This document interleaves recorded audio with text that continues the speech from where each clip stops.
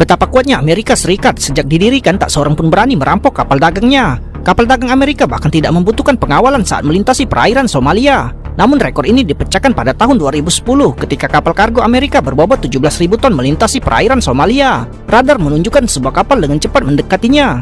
Kapten Philip segera mengambil teropongnya untuk mengamati laut dan memang melihat sebuah speedboat dengan cepat mendekati mereka. Philip menyadari itu perampok, segera memberitahu seluruh awak kapal, memerintahkan kapal kargo untuk melaju dengan kecepatan penuh guna menciptakan jarak dan kemudian segera menghubungi Badan Keselamatan Maritim AS untuk meminta bantuan.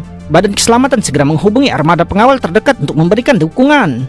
Namun kapal kecil bajak laut Somalia bahkan lebih cepat lagi dan mereka dengan cepat mendekati kapal kargo itu. Para bajak laut menghubungi kapal kargo tersebut melalui radio.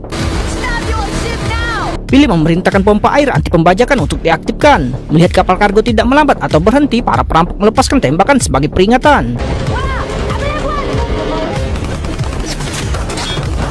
Kapal kargo segera mengaktifkan sistem jet air yang kuat, menciptakan dinding air yang mencegah kapal-kapal perompak mendekat. Mereka mengelilingi kapal dengan speedboat mereka mencari celah. Sementara perwira pertama pergi untuk memperbaiki pipa-pipa air, Philip mengeluarkan suar. Melihat para perampok masih berusaha naik, Philip menembakkan suar untuk menghalangi mereka.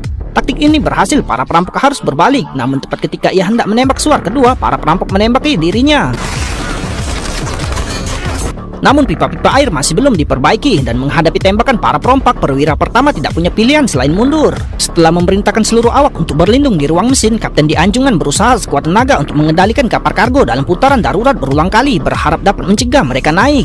Namun para bajak laut yang lincah berhasil menggantungkan tangga. Melihat para bajak laut bersenjata lengkap telah berhasil naik, Philip memberikan perintah terakhirnya kepada para awak kapal. Bajak laut biasanya menculik awak kapal sebagai sandera untuk tebusan. Selama awak kapal tidak ditangkap, masih ada banyak ruang manuver dalam operasi penyelamatan selanjutnya. Para awak kapal mematuhi perintah dan menuju ruang mesin, sementara kapten dan yang lainnya tetap di Anjungan bersiap untuk menghentikan para bajak laut.